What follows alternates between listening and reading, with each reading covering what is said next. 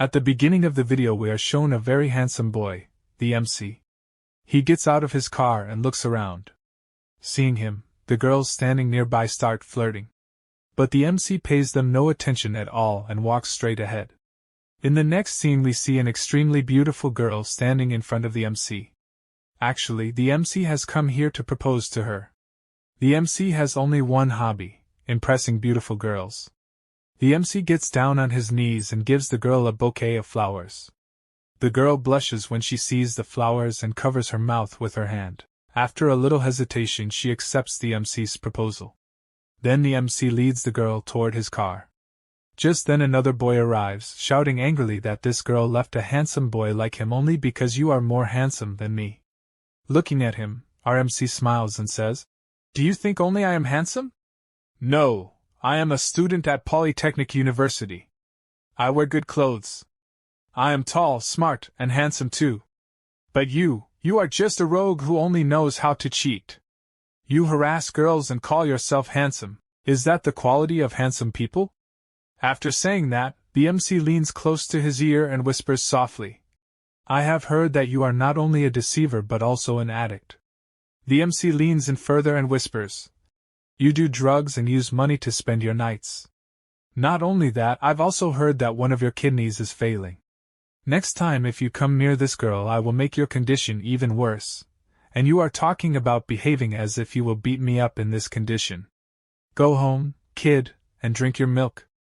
Saying this, the MC suddenly delivers a powerful punch to the boy. The punch is so strong that the boy immediately falls unconscious. After that the MC walks away from there with the girl. On the way the MC tells the girl, "Sister, your anger has calmed now. I don't think that boy will trouble you again." Here we learn that the MC was not actually this girl's boyfriend. He had come as a fake boyfriend for money. In reality the MC helps others and, in return, protects them. It also becomes clear that the MC's real name is not Master Chu Ran. So from today on we will call him simply the MC. Walking with the girl, smiling, he says, "That was fun. MC, can you be my boyfriend?" "Sister, how can you say that?" he replies. "I came here only to help you, and yet you cling to me."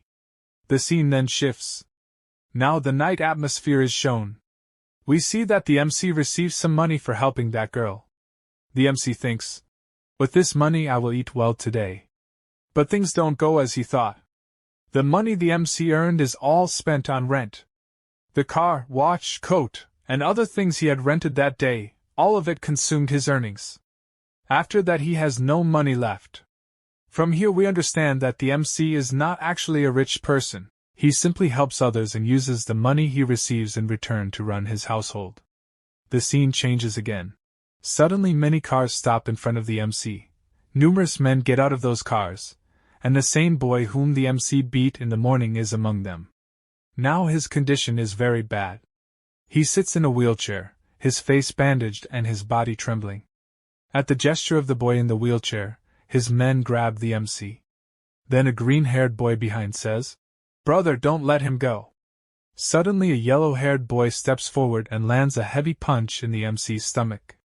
The punch is so powerful that the MC falls straight to the ground. The yellow-haired boy says with a cold smile, "Today I've come to play a special game with you, and I brought some players with me." He explains there will be a total of 8 players. Then we are shown those players. Seeing them, the boy in the wheelchair laughs and says, "These are your opponents." But as the other 3 people look at those players, they become sick with fear and vomit. The MC, astonished, asks, "Where did you find these?" The yellow-haired boy smiles and answers, "I know that seeing them wouldn't make you want to do anything, but don't worry, I arranged that too." Then we see the MC being force-fed many pills. After that we see all those players surround the MC from all sides. Suddenly blood begins to gush from the MC's body. The MC thinks, "Because of so many pills my body is going to tear apart." At that moment a mysterious screen appears before the MC. The screen reads, "You will explode after 10 seconds. A countdown begins, 1, 2, 3, 9, 10. The MC is stunned and wonders, "What is happening? Why is this screen visible only to me? Why not to the others?" The countdown races down, then a yes button appears on the screen. The MC immediately presses it. Suddenly the screen, in a machine-like voice, asks, "If you were given another chance, on what basis should that chance be granted to you?" The MC answers without thinking. "All the girls here say that I am the most handsome boy in this place." At once a message flashes on the screen. Time travel is being initiated. And a blinding light spreads. In that light the MC's entire body vanishes and he is teleported to another planet. The next scene shows a beautiful girl approaching the MC and looking at his body with a sorrowful voice saying, "I wish you were alive." Slowly the MC's eyes open. He is astonished to see a strange place around him. The MC thinks, "Who is this girl? Why is she leaning over me? Where have I arrived? Is this really another planet?" The manner in which the MC is welcomed makes him think to himself, "Wow, this is the kind of welcome I like." The MC studies the girl carefully and thinks, "This girl is even more beautiful than the girls on Earth." The MC asks the beautiful girl, "Can you tell me where I am right now? I feel my memory is fading."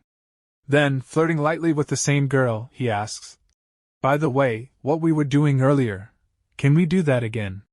Maybe my memory will come back." The girl immediately tells the MC to be quiet. Smiling, the MC says, "Are you pushing me down? Naughty girl." Then he moves a bit closer and says, "Baby, give me something sweet." Suddenly the girl delivers a powerful punch to the MC. Writhed in pain, the MC says, "Hey, I didn't ask for that kind of sweet." And stars begin to flash before his eyes in broad daylight. He faints. After a while the MC regains consciousness and overhears a conversation between two girls. One asks, "Captain, where did you find this?" The girl in red replies, "I saw a light falling from the sky. When I came to check, I found this boy lying here without clothes." The other girl continues, "Even after taking his energy, he is still alive." The MC thinks inwardly, "These two girls will surely kill me." He tries slowly to slip away. Suddenly a window opens before the MC, displaying a warning of his death. Alarmed, the MC thinks, "Am I about to die? Will these two actually kill me?" He collapses there and wonders if this is truly his last breath. While the MC is thinking this, a girl suddenly stands before him. Seeing her, the MC asks, "Have you come to help me?" But then the girl unexpectedly delivers a fierce kick to the MC. He flies through the air and falls straight into the water. The MC struggles to swim out with great difficulty. As soon as he emerges, he sees a horde of girls surrounding him. Panic-stricken, the MC cries out, "Are these girls or demons? Why are they after me?" At that moment a very beautiful girl arrives and, in a stern voice, asks those girls, "Why are you all disembarking from the ship and loitering here?" One of them answers, "Captain, we saw him wandering around here. We thought he would cause trouble. That's why we came to stop him." Their captain angrily says, "Finish the task we came here for. I will handle this boy myself." On hearing this, the other girls leave. As they go, Jiang immediately places a sword to the MC's throat and says, "Who are you? What have you come here to do? Tell the truth quickly, or I will kill you right here." The MC, frightened, tries to speak. But hearing him, the captain grows even angrier and lifts her sword to kill him. Suddenly the red-clad girl attacks to save the MC. Her strike causes the sword to slip from the captain's hand and fall between the MC's legs. She approaches and tells her partner, "This boy is very special. Even after taking his energy he is still alive. He could be useful to us later. So take him on a mission with us." By the way, the beautiful girl's name is Yao Ji. After that we are told the MC is sent to the ship's guest room, where he begins to rest. Meanwhile we see large monsters prowling around the ship. Next the guest room scene is shown, where the MC sits alone, thinking, "I have been in this world for quite some time and I've learned a lot about it. Clearly, rule here belongs to women." Then a map of the place opens before the MC. From that map we learn this is a wild island. Nearly every part of the island is ruled by monsters. Humans hold only a small corner. The women of this world who fight those monsters are called cultivators. The MC also realizes that men's condition here is extremely bad. Men are used only for servile tasks and for producing offspring. Once their purpose is fulfilled, they are pushed aside like slaves. The MC thinks it is no surprise that the women here are more powerful than men, and have ruled this place by their own strength. The MC begins to cry as he thinks. That time travel machine has thrown me into a feminist world where women rule and men live like slaves. I must return to my world by any means. Suddenly a system window opens before the MC. The window informs him, "You have spent 72 hours in this world. Therefore you will be granted a free gift." Hearing the word, gift, the MC becomes very happy. Laughing he says, "Yes, baby, why didn't you tell me earlier there's a gift? Give me my gift quickly." Then the system window reads, "If you want the gift, click yes." As soon as the MC clicks yes, a large array of weapons and guns appears before him. The MC picks his preferred guns and takes them into his hands. A message then appears on the screen. If you want ammunition for these guns, you must purchase the bullets separately. Reluctantly, the MC buys some bullets and loads the gun. After that, we are shown a grand city scene. The ship arrives and stops there. As Yao Ji steps out of the ship, a small squad of soldiers immediately bows before her. The MC watches all this from a distance. When the MC enters the city, he sees towering skyscrapers and thinks, "Wow, powerful people must live in this city." Walking along, some girls see the MC and start whispering among themselves. Then a red-clad girl looks at the MC and says, "He looks very cheerful." At the girl's comment, the MC bursts into laughter. Judging by his face, one would never guess he's been brought for watch duty or some formal job. The scene shifts. A grand palanquin passes by carrying an elder called Red seated with a white lion. The sight astonishes the MC. Then he sees another girl mercilessly beating slaves. One slave boy cries out, "If you don't stop beating him, he will really die." But the girl does not stop. The boy insists, "Great one, if you don't let him go, he will die." Hearing this, the elder Red in the palanquin does not like it. She orders her tamed lion, and the lion pounces on that boy. Watching from afar, the MC trembles. The elder Red says in a cold voice, "In this world, boys have no right to speak. No one has the right to speak so loudly. The punishment for this mistake can only be death." Then we see the lion tear the slave apart and devour him. The other slaves stand aghast at the sight. The MC thinks to himself how dangerous the women here are. A life can be lost at the slightest provocation. What kind of place have I stumbled into? Oh God! The MC moves on and after some time enters a colony. He thinks this must be the colony he was told about earlier, a place where women's rule is strict and men's condition is pitiable. Lost in thought, he suddenly asks the girl accompanying him, "Which district is this where you have brought me?" The girl replies with a slight smile, "This is the place where we keep all the men. You are truly lucky to have arrived here. If you wish, you can live more than 100 years here." The MC grins mischievously and says, "Oh, so this is the place where you all have fun with men?" The girl smiles but speaks seriously. "If you truly want to become more powerful, you will have to detach your private part from your body. Then you will no longer be placed in the man category. Is that acceptable to you?" Hearing this, the MC falters, makes an awkward grin, and immediately asks, "Okay, so what are the eligibility criteria to become a furnace candidate?" The girl is a little surprised and replies, "Every year many people are sent to this hall for the trial. They come from different parts of the continent. The people you saw outside are all war captives. To tell you the truth, you are very lucky. Most people aren't even worthy of joining our sect. But you got this chance, and that's a big deal." She grows serious and adds, "Stay here and don't pry around. I will go to our leader now and inform her that you have arrived." As the girl departs, the MC thinks to himself, "Oh God, if this system weren't here, maybe I'd have to cut my family treasure and stay here for real.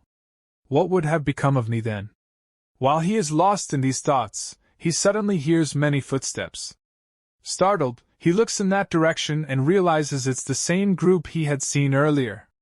The MC wonders what they are doing here and for what purpose they have come. We then learn that the girl leading them is none other than Elder Red's daughter, Miss Red. Miss Red tells the girls walking with her, "This time I have brought 8 slaves. I will exchange some of them for contributions, credits." Hearing Miss Red, a girl behind says, "Big sister, you are so lucky to have gotten so many credits. My contribution is only 10. I can do nothing with that." As Miss Red steps forward, her gaze suddenly falls on the MC and stops. Miss Red walks straight up to the MC and, smiling, says, "Oh, handsome boy, what are you doing here? Why are you just standing like this?" A girl standing beside Miss Red eagerly exclaims, "Big sister, I want him. Please give him to me. He's so cute." Hearing all the girls talk, the MC makes a strange face and thinks, even if this world is entirely female, that doesn't mean I'll let just any girl use me for fun. If I do, it will be only with the girl I choose, not with those who want to treat me like a toy. As the MC thinks this, a girl steps forward to grab his hand. The MC immediately pulls his hand away and says, "Listen, madam, please stay away from me. I do not want anything to do with you." At this, the 3 girls' faces harden.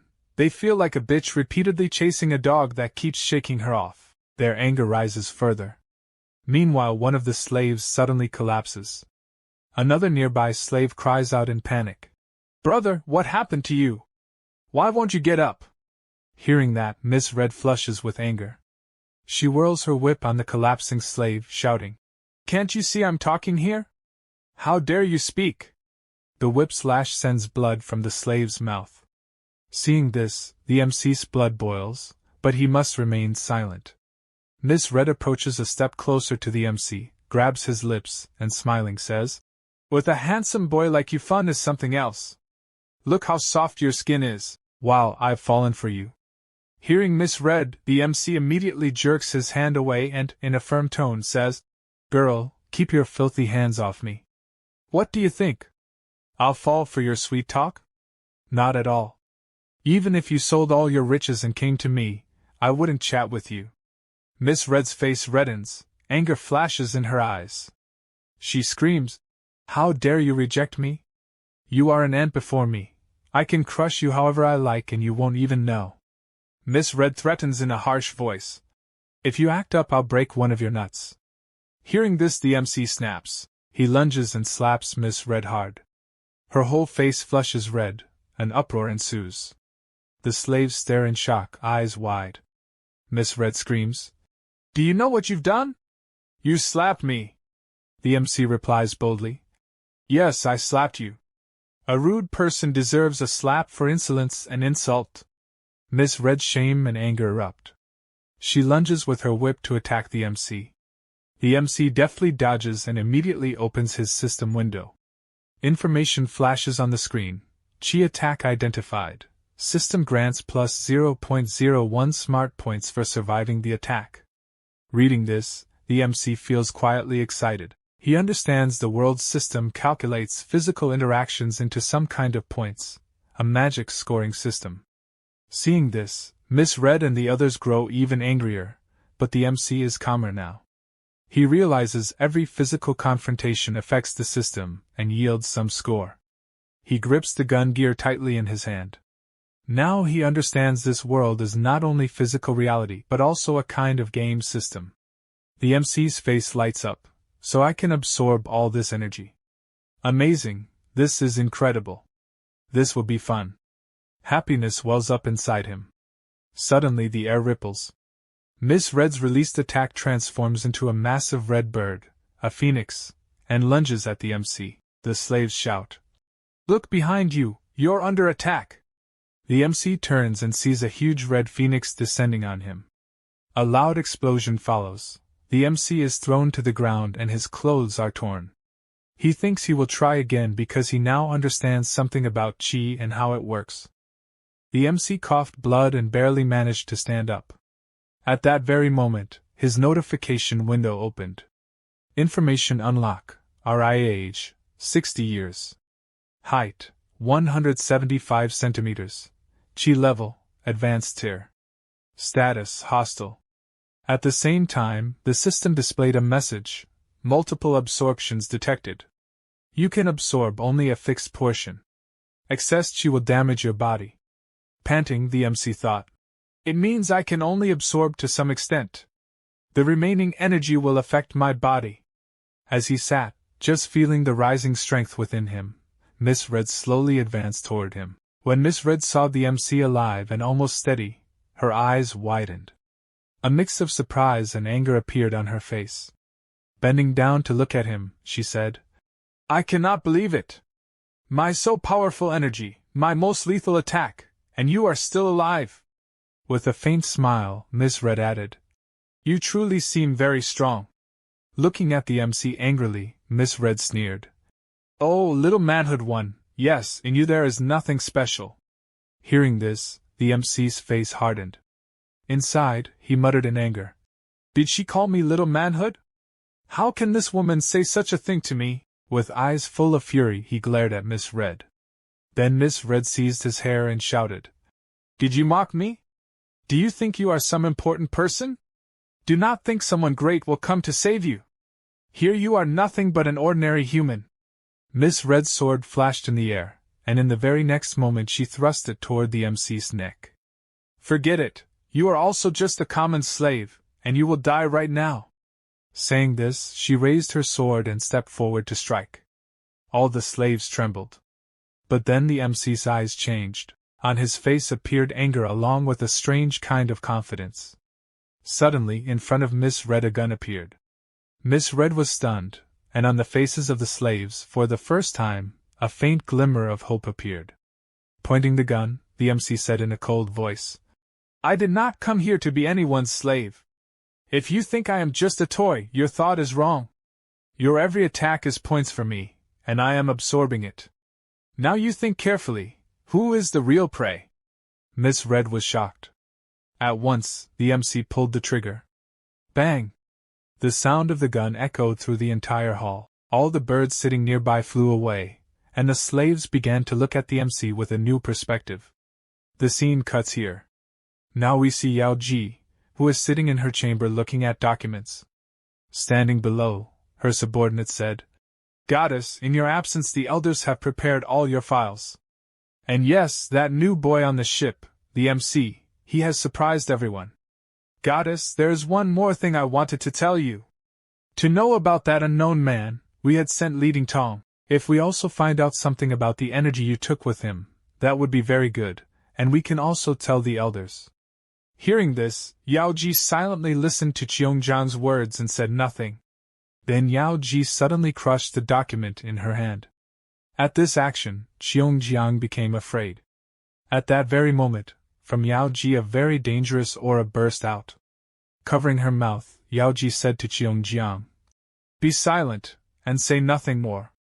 Suddenly, a loud explosion occurred, which came from inside Yao Ji's building. At some distance from that building, a few girls speaking among themselves said, It seems again Yao Ji has made a breakthrough. After this, we see Elder Red, who is Miss Red's mother. Hearing the sound, Elder Red made a strange face and thought in her heart, Has it happened again? Has she again made a breakthrough? At that moment, the pendant near Elder Red broke. Seeing it break, Miss Red's companion said, When the person who used the pendant dies, the pendant in the possession of another person breaks as a warning. Congratulations to Yao Ji for dominion over the 9 realms. When Cheongjiang said this and stopped, Yao Ji at once said to Cheongjiang, Do you know why I left that man alone? Because that man was very powerful. To estimate his strength was difficult. That is what made him so dangerous, that even he himself could not recognize it. Yao Ji and Cheongjiang were speaking of that very person, and he was none other than the MC. Suddenly, between them a very loud sound echoed. The sound was coming from within the building itself, the very building where Yao Ji's residence was. Hearing the sound, both Yao Ji and Cheongjiang were astonished. At once, Yao Ji and Cheongjiang went to investigate that incident, scanning the whole holographic image of the building. While viewing the holographic, Yao Ji asked Cheongjiang, What happened here? Cheongjiang replied, One of our main students at the front gate, Miss Red, has been killed. Yao Ji immediately asked, From which department of our inner gate? Cheongjiang said, From the looting Tong department. At the same time, we see Miss Red's dead body fall in front of the MC. As soon as Miss Red's dead body struck the ground, the girls who had come with her began trembling. And one girl screamed, "Sister, she is dead." "Oh my God!" Looking at the dead body lying before his eyes, the MC thought inwardly, "Does the system also affect the mind? How am I remaining so calm? Just now I killed someone. Yet I do not feel panic." As the MC was standing, thinking all this, suddenly in front of him a system window opened. The MC's system window began scanning Miss Red's body. As soon as the scanning completed, the MC received a notification, "Scanning complete. Biological humanoid species detected. Sample is being collected." The system told him that inside this creature there was a special biological energy, whose value was 1. This energy could now be used. As soon as the MC clicked that option, his health slowly began to recover. All the energy released from Miss Red's body was absorbed into the MC's body. After recovering, the MC thought in his heart, "If I kill someone on this planet, my lost energy immediately recovers. It seems this system wants me to take the sample of every human of this world and upload their information into the system." After this process, a new level unlocks in MC's system. UI Level 2. Inside it, the weapons system unlocks, and MC obtains armor, warrior grade, a military helmet, and advanced gadgets. Now he can easily perform both attack and defense. Meanwhile, from one room a group of people comes out and starts moving directly toward MC. The one walking in front is a lady. The moment MC sees her, he smiles and says, "Oh, so we meet again, lady. To tell the truth, I really miss you." As soon as Bailu steps forward and stands in front, the two girls behind her point fingers toward MC. One of them shouts, "Senior sister, hurry up and arrest this slave. He killed big sister Miss Red." Hearing this, anger appears on Bailu's face. She strikes both girls across the cheeks with her whip and says in a cold voice, "You dare to teach me my own work? Do I now need to learn from you how to do my job?" Even after being hurt, one of the girls gathers courage and says, "Senior sister, Miss Red was Elder Red's daughter. If she comes to know, she won't spare us. Do you want to hide this murder from everyone?" Hearing this, Bailu laughs and replies, "Elder Red's daughter? Tell me, a girl who couldn't even kill a normal human, is she of any use? She was complete trash. Worthless." Then Bailu turns to MC and says, "And why are you staring at me like that? Do you know the mistake you made? You've already killed some of our sex people here, and that too with your secret weapons. What do you think? Will you be let go so easily? From looting hall, I'll teach you a proper lesson." Hearing Bailu's words, MC replies very calmly, "If you're talking about rules, then let me tell you. Nowhere in the rules is it written that I cannot defend myself, or cannot counterattack. Am I right? I'm speaking correctly, aren't I? I thought strength was valued the highest here. I never wanted to kill her. I only wanted to give her a little lesson because she wanted to take my life. But I didn't know she would die so easily." Hearing MC's words, Bailu becomes impressed. Smiling, she says, "Your attitude is sharp, and your tongue is even sharper. I must admit. Fine. If you survive Elder Red, I'll personally let you enter my hall and give you proper training."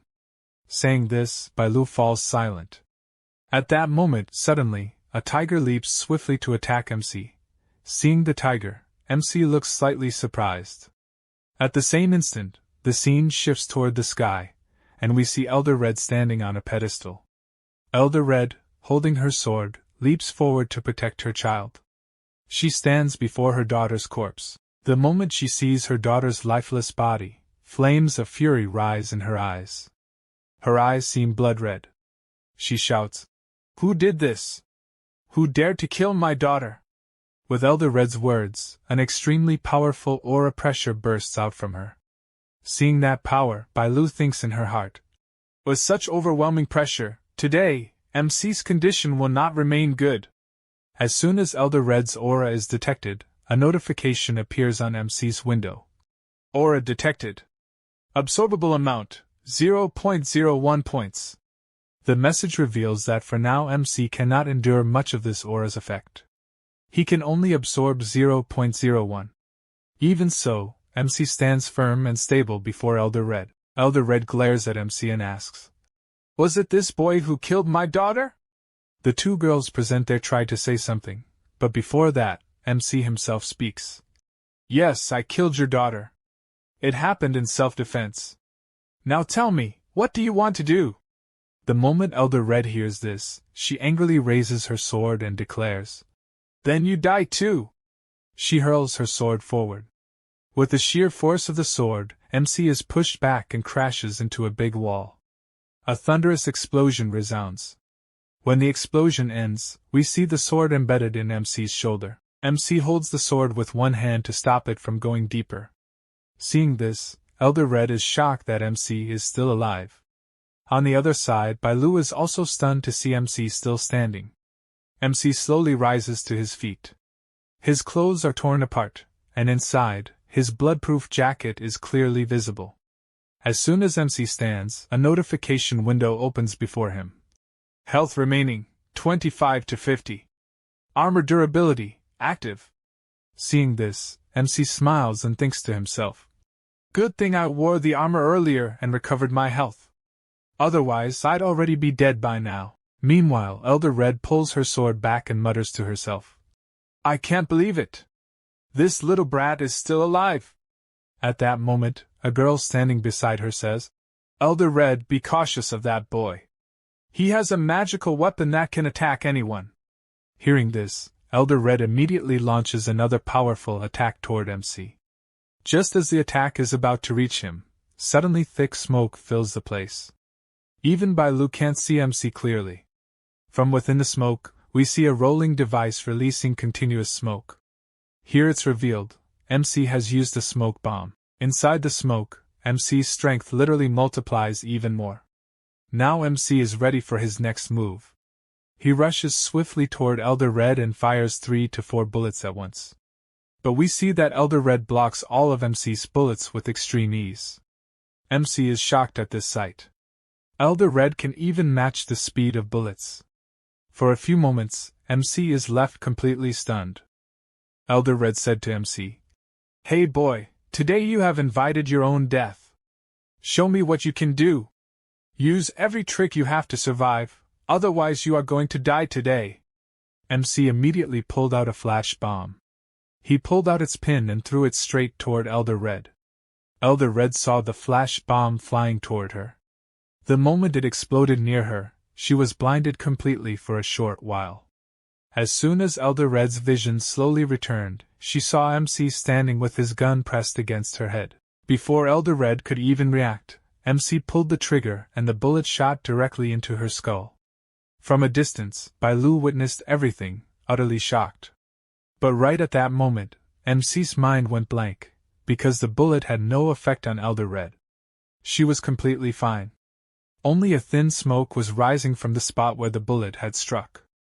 Then suddenly, Elder Red's entire body turned golden. With fury in her voice, she shouted at MC, "I can't believe that your tiny toy had such power. It actually forced me to use my golden body. But now, I will not let you live!" As she spoke, an overwhelming energy burst out from within her. She screamed, and the energy was so intense that fire erupted all around. The blast of fire and energy sent MC flying backward. He crashed against the wall and fell to the ground, bloodied and broken. Blood poured from his mouth as he writhed in pain. Meanwhile, Elder Red formed a massive energy fireball in her hands and roared in anger. "Now you are going to die. No matter where you run in this world, I will personally deliver you straight to hell." As MC saw the fireball rushing toward his face, he screamed inside, "Oh mother, oh God, oh dear mother! What have I done? How did I provoke you? Was my brain broken? No, this can't be happening." The closer the fireball came, the more panicked his mind grew. But suddenly, a shield manifested right before him, blocking the deadly attack. Elder Red screamed furiously, "Who dares to stop me?" Then looking forward, she asked, "Is that you, Cheongjiang?" MC, hiding his fear behind a faint smile, muttered. Good, that means I'm still alive. Then a voice rang out. It was me. Elder Red, Yao Ji sent me here to protect him. You cannot touch him. Hearing this, Elder Red's face twisted with rage. She shouted at Cheongjiang. How dare you try to stop me? Do you intend to defy our leader's orders? As long as I am here, you will not lay a finger on this boy, understood? Cheongjiang's words only enraged Elder Red further. She charged forward, flames rising behind her, and yelled. If that is so, then you are inviting your own death. The blaze surged forward, crashing directly toward Cheongjiang. Cheongjiang unleashed her full force to block Elder Red's attack. Their powers collided with such ferocity that a deafening explosion echoed everywhere. Then, Elder Red and Cheongjiang rose into the skies, clashing violently. Watching this, MC's jaw dropped wide open. His thoughts were spinning. So this is how immortals fight? Oh God, how terrifying! While MC was still staring at the battle, Elder Red suddenly whistled sharply. At that whistle, a white tiger leapt out, pouncing straight at MC. The sight of the beast terrified him, and its roar shook the entire field. The tiger's claws slammed into MC, sending him flying. Cheongjiang gasped in shock and rushed to save him, but Elder Red blocked her path and snarled. Where do you think you're going? Who gave you permission to leave? Cheongjiang stopped in her tracks, glaring back, while Elder Red stared at her with burning fury. On the other side, the white tiger loomed over MC. In desperation, MC threw another flash bomb toward it. The tiger froze in confusion for a second, but the next instant, boom, the flash bomb exploded right in front of it. The blast stunned MC's eyes wide open, but to his horror, the white tiger did not die. Instead, it grew even angrier. A terrifying glow burned in its eyes as it glared at him, more savage than before. The beast roared with fury and struck MC with its claw. The blow hurled MC far, blood gushing from his mouth. Staggering, MC hurriedly opened his status window. A notification appeared. It was his last grenade he could purchase. He had no more skill points left. That meant, this was his final chance to defeat the white tiger. Thinking this, MC smirked. Looking at the beast, he taunted. Oi, kitty, you're just a cat. You can't kill me that easily. Come on, show me how you'll do it. I'm still alive. With that, MC slowly stood up, raised his finger at the white tiger, and mocked. Hey baby, come here. I'm right here. Come on, my sweet little kitty. Hearing MC's words, the white tiger becomes shocked, wondering if this boy is mad or just a fool. But in the very next moment, the white tiger roars in rage and leaps at MC with full force. The impact of the leap knocks MC down, and the white tiger pounces on him with all its fury. The white tiger, filled with anger, lunges at MC and clamps MC's entire arm inside its mouth. In the next instant, with a deafening roar, it tears MC's arm off his body and hurls it away. The onlookers nearby are stunned by this sight. Their eyes and mouths remain wide open in shock. On the other side, MC groans in pain, pressing his wound with his other hand to stop the blood from his severed arm. For a while, he tries to endure the pain. Then, suddenly, he starts laughing. Smiling, he says, Oh baby, you liked my hand so much you ate it whole. Do you want more delicious treats? Well, never mind. I still have one more hand left. But that I won't give you. Now die and go to your three-headed cat demon to complain. He didn't give me the second hand. Tada, bye-bye.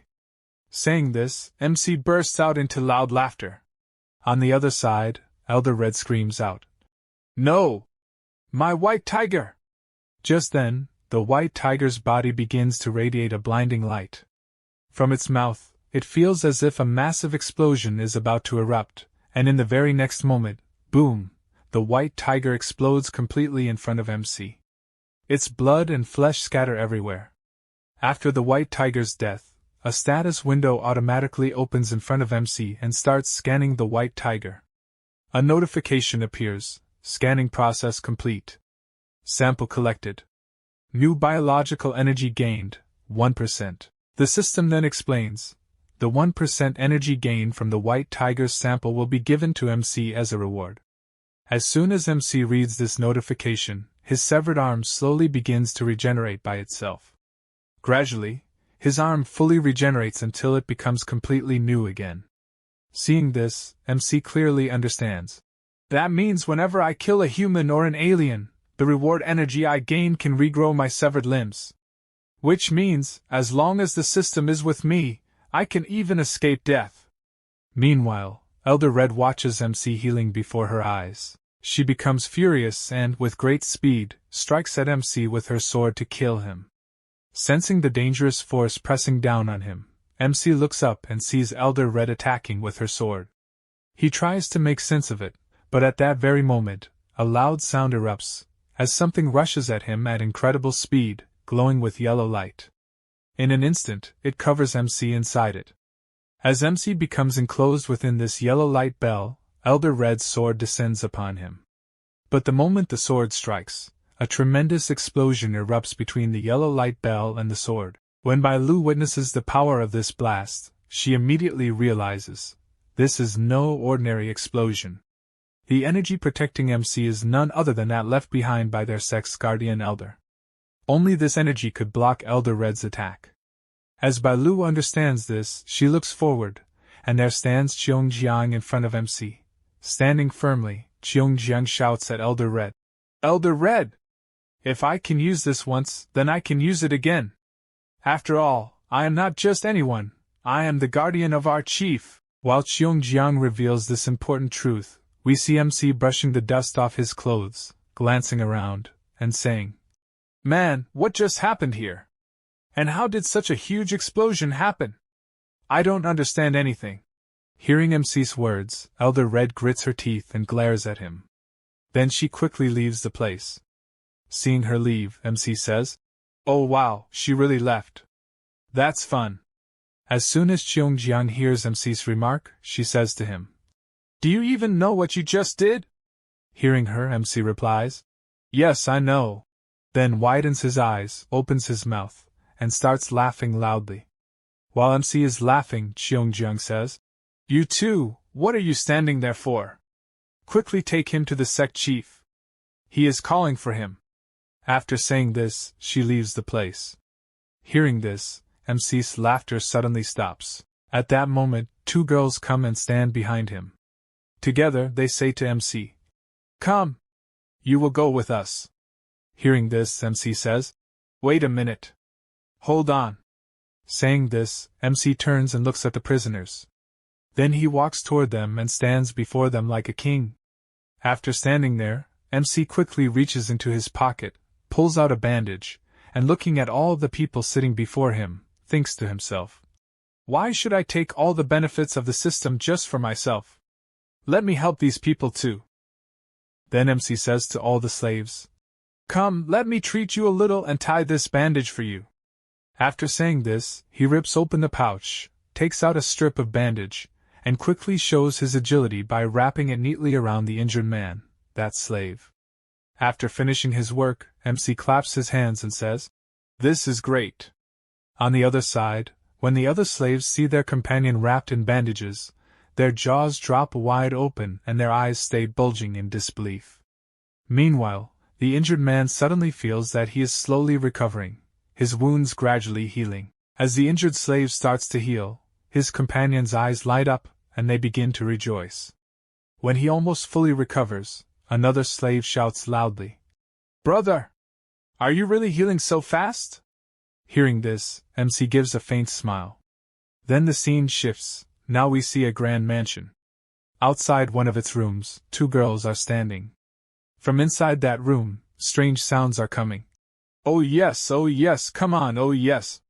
Immediately, the scene moves inside the room, where we see MC directly. He is humming a tune, perhaps singing. In his heart, MC thinks, I never imagined that after so many days I would finally get such a good bathtub and such a comfortable chance to bathe. After thinking this, when MC finishes his bath and steps out of the tub, he suddenly feels some strange changes in his body. Stretching himself, he says to himself, After being injured twice and healing myself both times, I feel as though my entire body has become stronger than before, much stronger. While MC is admiring his body this way, suddenly two girls wearing transparent clothes enter his bathroom. They are carrying clothes for MC. Seeing them, MC is startled, and immediately his foot slips, he falls back into the tub again. A little later, we see the scene where MC comes out of the tub, and the two girls begin dressing him. Here, MC learns that this world has a different rule. Most of the work here is done by women. These two girls, in fact, will do every appointed task for him. While MC is thinking about all this, suddenly his gaze falls straight onto the snow-white curves of one of the girls standing before him. For a moment, MC melts inside. He mutters to himself, "This is exactly what I wanted, exactly my type. I love you, baby." But then suddenly MC remembers. If her husband finds out about this, I'm finished. He'll point a gun at me and shout, "How dare you!" Frightened, MC steps back and says, "No, you two stay right here. I'll put on the rest of my clothes myself. Don't come near me." When the two maids see MC backing away nervously, they giggle softly. One of them covers her mouth with her hand and says, "Why are you so shy with us? We've already seen everything of yours. And anyway, what do you think, we're going to cut off your manhood? Why be scared of us?" After this, we see MC putting on his clothes by himself. Once dressed, MC looks at the two girls and says, "Listen, now I'm fully ready. Can you take me to meet your boss?" Hearing this, one of the maids smiles warmly and says, "If our leader wishes to meet you, she will definitely call for you. If she doesn't wish to, then you won't be called. If she likes you, then you'll be very lucky, because our leader has never once looked at any man living here. But you, I feel like you might get the chance to meet her." While this maid is speaking, the other maid elbows her sharply and says, "Are you crazy? How can you flirt with him? If our leader finds out about this, she'll definitely expel us from this island. Do you want to be thrown out?" Hearing this, the first maid immediately hurries away. As she leaves, MC suddenly catches a glimpse, through her transparent clothes, of that thing beneath. His eyes widen in shock and he freezes on the spot. As the two maids leave, MC opens his status window. There he finds something new and says, "What is this thing, bro?" Immediately, the status window AI informs him, "Your charm points have reached 100. Hearing this, MC says, "My charm? I guess it must have come straight from planet Earth. Okay, baby, tell me more, what else is there about this?" MC then absorbs all the information from his AI. He realizes that due to a single-shot kill earlier, he had received a reward, a white tiger pet. Excited, MC quickly confirms it. As he confirms, a white tiger pet appears in his hands. Looking up at MC, it says, "Meow." MC then checks the information about this white tiger pet.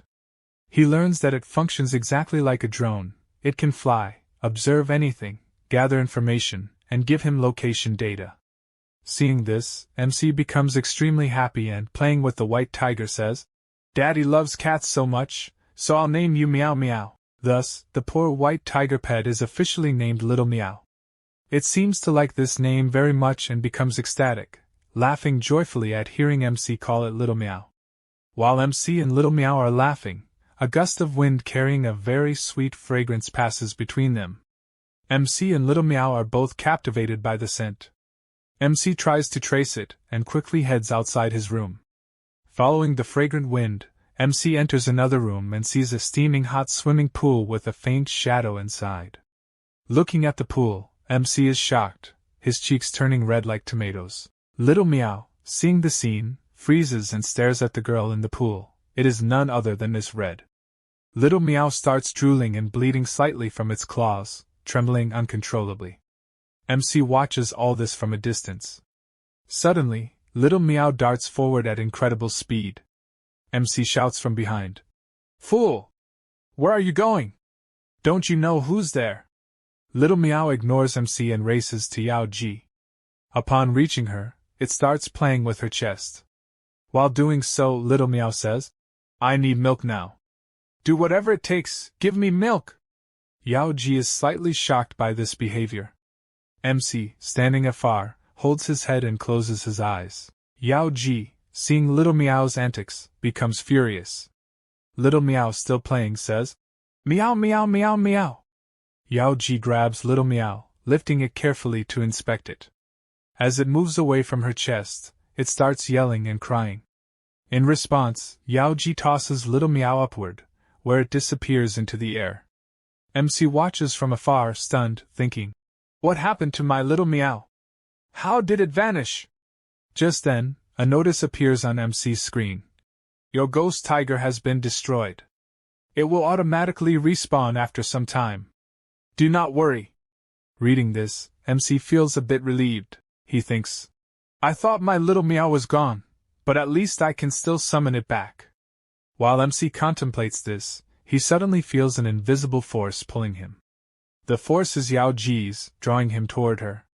As MC reaches her, he scratches his head and says, "Darling, are you really doing physical training here?" Yao Ji, with a seductive demeanor, raises her hands and says, "You've been here half a day, and in that time you've done quite a feat. You killed Elder Red's daughter." MC laughs and says, "She attacked me first. I just raised my hand to defend myself. I didn't know she would actually die." Hearing this, Yao Ji changes her pose, stretching her legs and displaying her figure. She says, "Give me a reason not to kill you. If you give me a good reason, I'll spare your head. Otherwise, Elder Red will definitely cut it off." MC swallows his spit and thinks, "As far as I know, Yao Ji won't let me die. If she wanted me dead, she wouldn't have sent Xiong Jiang to protect me." Understanding this, MC laughs, and Yao Ji looks at him, making a slightly strange, seductive expression. She whistles and strikes a cute pose to draw MC closer. Anyone else would have melted seeing this pose, but MC, the tough guy, doesn't. He slips his hand into his pajamas, pulls out a gun, and says, "Angel, do you want to see this? You know, today it saved my life." MC hands the gun to Yao Ji. She examines it and realizes it has no spiritual energy. It's made entirely of iron. She thinks to herself that such a weapon must have been made with extreme care, unlike anything she's seen in her life. MC explains, "Darling, it may look like a normal iron gun, but it saved my life. It's extremely useful. If any sect possesses it, their prestige will rise, and they'll become the most powerful. To my knowledge, no sect has such a weapon yet." Yao Ji asks, "Can I use this?" MC slaps his chest and says, "Yes, darling. Even a child could use it." In truth, MC is terrified inside, thinking, "Who would dare refuse me? If I refused, I'd be done for here with Miss Red." As MC thinks this, he sees Yao Ji point the gun at him. He shouts, "Darling, what are you doing? I didn't mean you should aim it at me. You can use it elsewhere." Hearing this, Yao Ji moves the gun toward MC's crotch, making him sweat nervously. She says, "MC, tell me, where did you get this?" MC, frightened, replies, "Darling, I brought it with me. You might not have seen it before." Yao Ji then opens MC's pants, dropping the cloth covering his gun. She repositions the gun into his pajamas, ensuring only bullets and the weapon are inside. MC trembles in fear. Yao Ji steps back, placing herself close to MC. He feels as if two enormous soft cushions are pressed against him, actually her chest. Yao Ji raises both hands and aims her gun at him, whispering in his ear, "Listen, darling. You have no spiritual energy, and you don't look like a monster. If you remain like this, you'll never reach the level you want. But I find you very mysterious. I can't fully understand you. Can I trust you?" MC's eyes widen in shock. He stammers, "Darling, what are you doing?" The moment she said that, Yao Ji pressed the trigger. The bullet whistled out of the gun. This is not a girl. This is a demon. She stopped the bullet with just 2 fingers.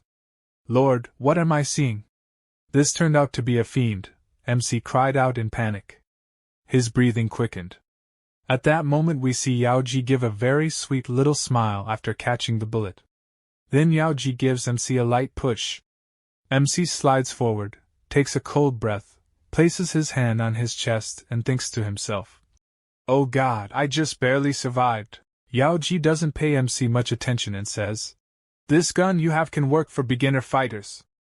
But for powerful warriors like us it's not very harmful. Even though it looks powerful, it still needs improvement." Hearing Yaoji, she thinks inwardly that this boy seems to have no spiritual energy. He hasn't used even 1% of his energy. He looks utterly foolish. MC realizes Yaoji was just testing him. He wonders to himself, "Did I pass this test?" Yaoji puts her hand on MC's shoulder and says, "Darling, you shouldn't be careless here and there. If you stay so reckless, Elder Hong could kill you at any moment. Elder Hong is one of the most important people in our sect, so be careful. Besides, you are the first human I've made whom I can use, my baby." After Yaoji's words, MC becomes a little confused and looks at her with a strange expression. Then MC, turning serious, says, "I don't usually pick on anyone first. But whoever attacks me or messes with me, I will definitely answer back." Yaoji falls into thought at MC's words and a light silence fills the air. Yaoji tells MC, "You really don't speak like a man. You talk like those women who are very ambitious and leave no one alone." MC makes a strange face and laughs, thinking to himself, "What a weird thing she said." Seeing MC laugh, Yaoji says, "You're getting too arrogant. Come, I'll teach you a technique.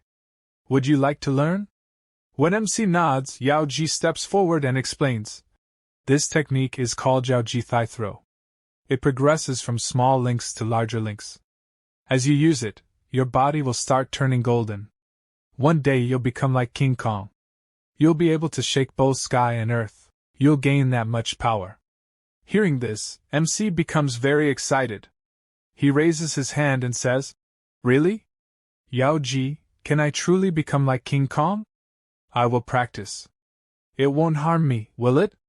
Seeing his excitement, she smiles and says, "All right, I will still teach you the practice." As she says that, a sharp, dangerous white light emits from Yaoji's eyes. Lightning-like energy bursts from within her and forms a spherical energy field around MC, enclosing him. Yaoji softly says, "Go and tell the sea deity that I wish to learn this technique and that I can offer a sacrifice of my mind so that this technique comes to me." MC was about to repeat Yaoji's words when a notification pops up on his status window. Thunder Heart Seal detected. Convert TO's spiritual energy and infuse into body. After seeing the notification, MC grits his teeth and thinks, "That means I can directly dissolve this technique into myself and automatically upload it into my system."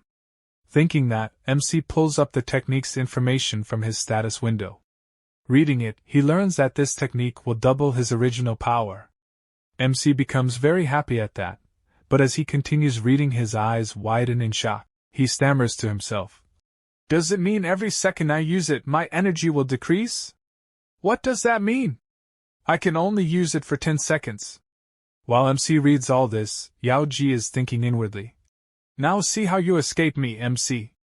I will peer into your mind and find everything out."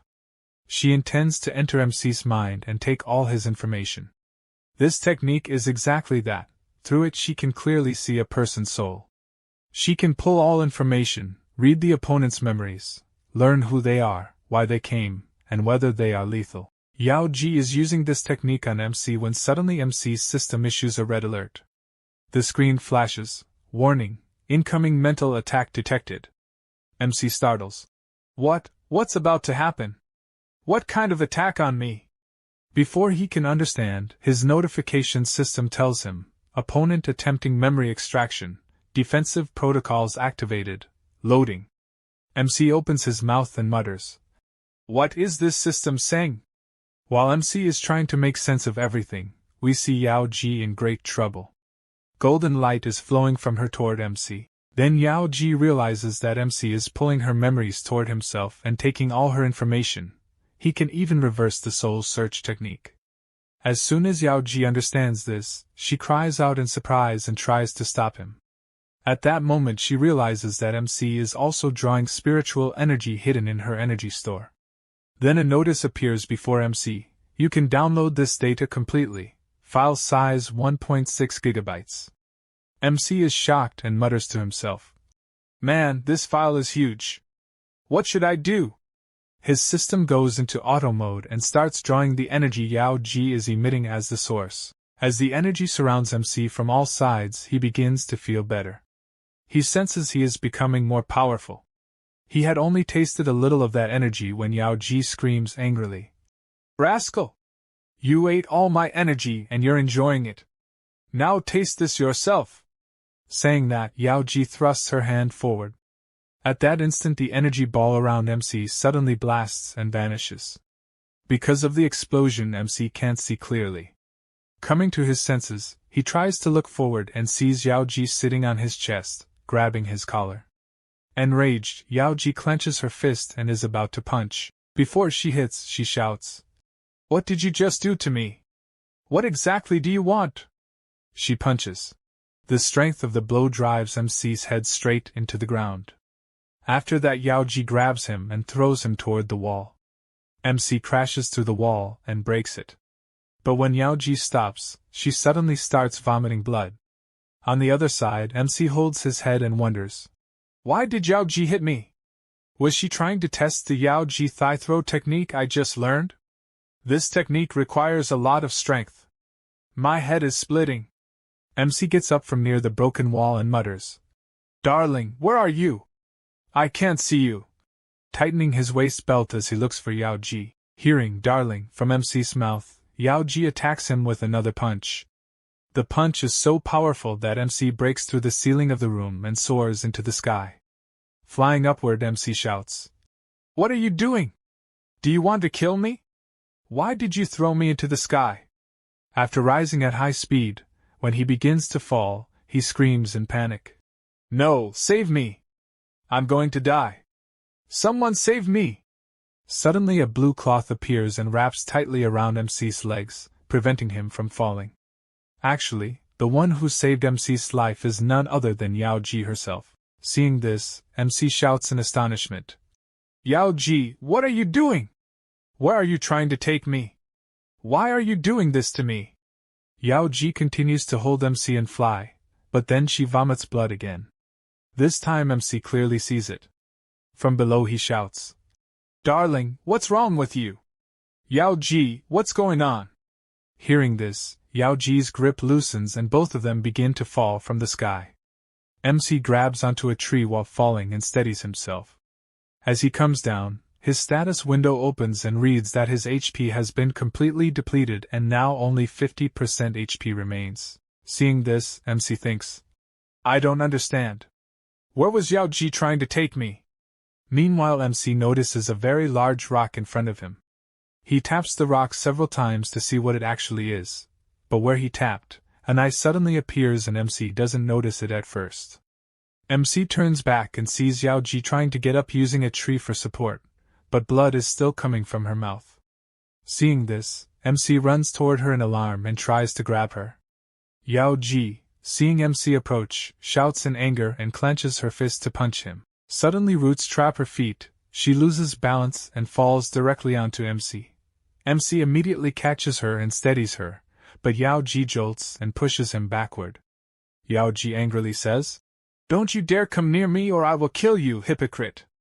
Then she thinks inwardly, "I can't believe it. This child reversed my soul search technique and damaged me instead."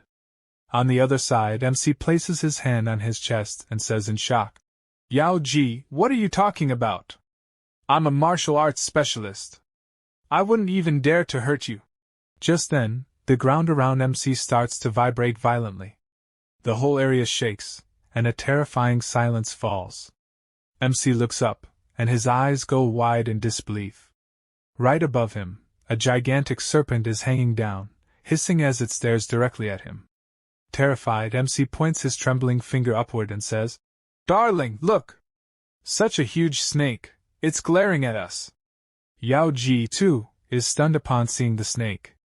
She murmurs to herself, "Oh God, within 100 kilometers of our sect gate, such a gigantic serpent?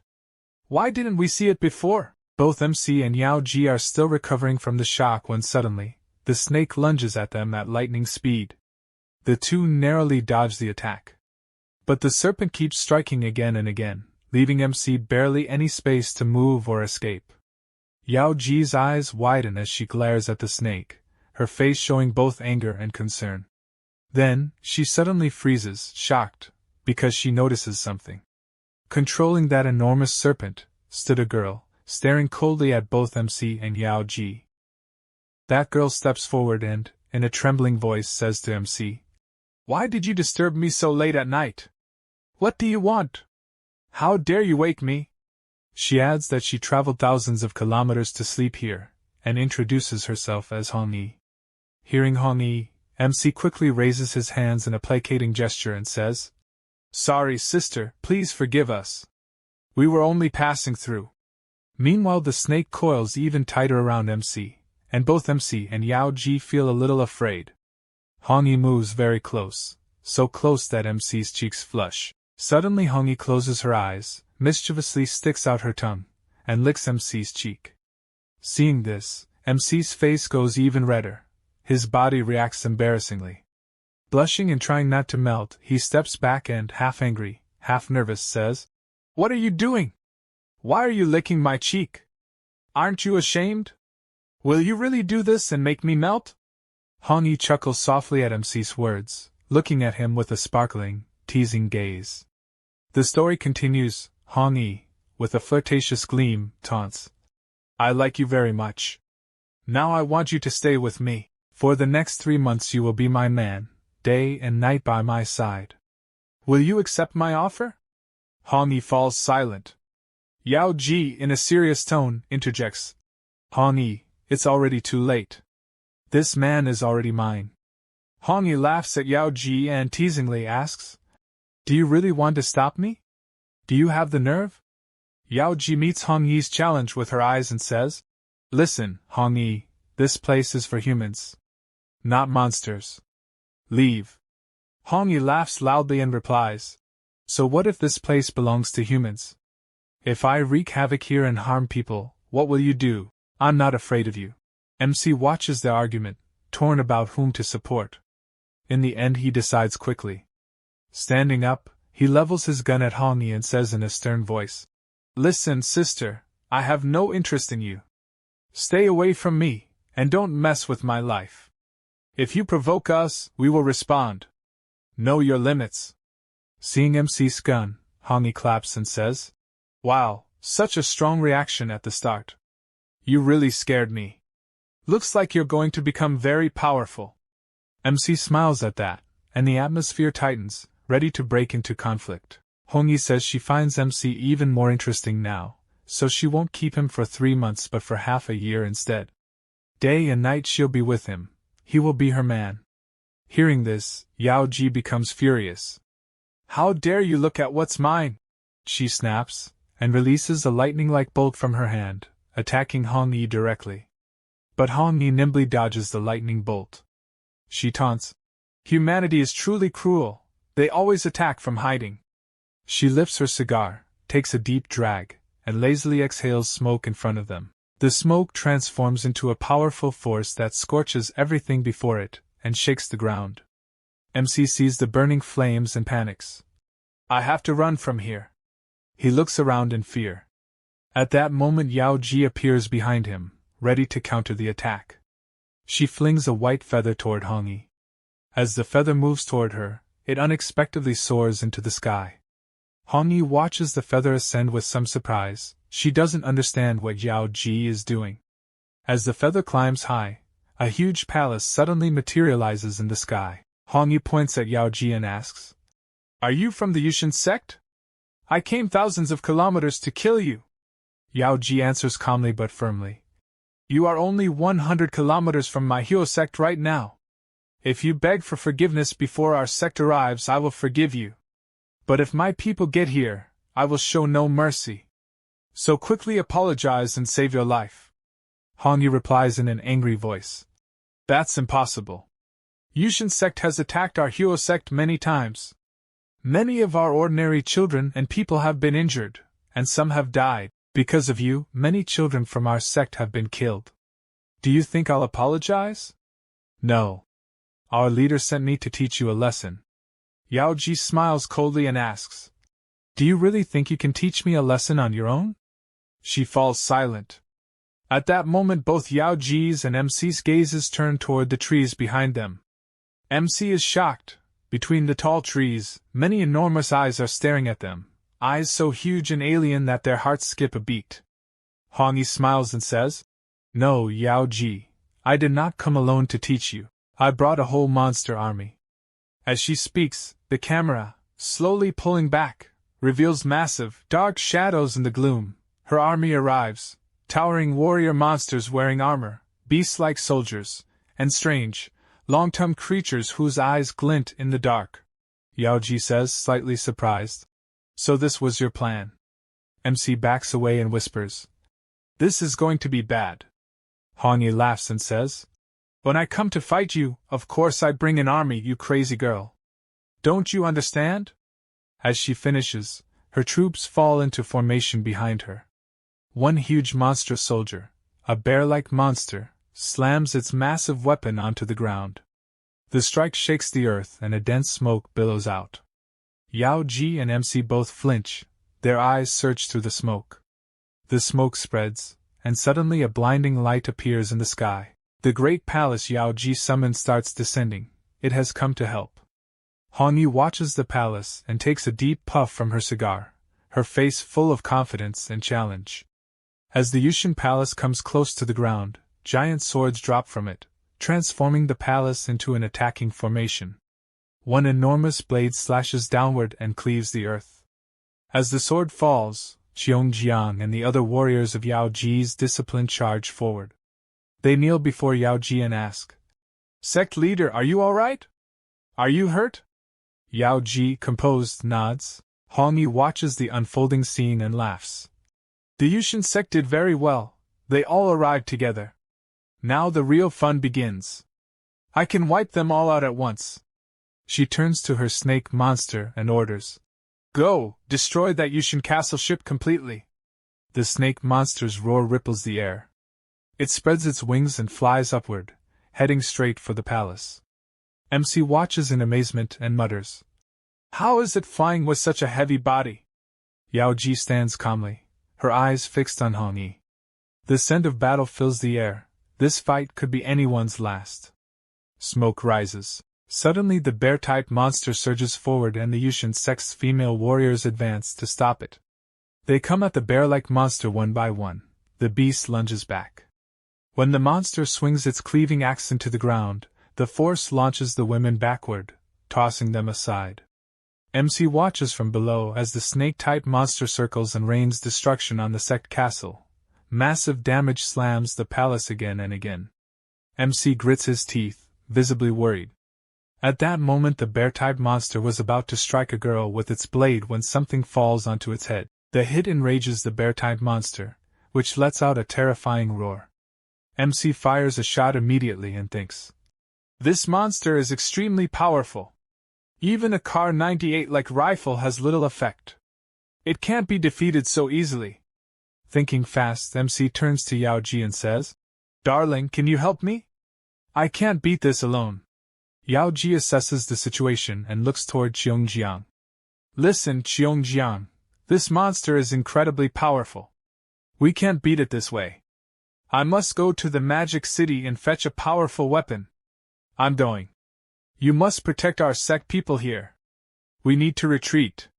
Xiongjiang nods firmly, looks ready, and coordinates the withdrawal. Everyone prepares to fall back. The second phase of the battle is about to begin. The fight will take on a far more dangerous turn, Yao Ji says in a serious voice. Xiongjiang, I can do anything, but I must leave right now. Xiongjiang nods and replies, Yes, leader, you may go. Just be careful. At that instant something suddenly reels MC toward it at tremendous speed, causing him to let out a loud scream. From above, Hong Yi sees someone moving at great speed.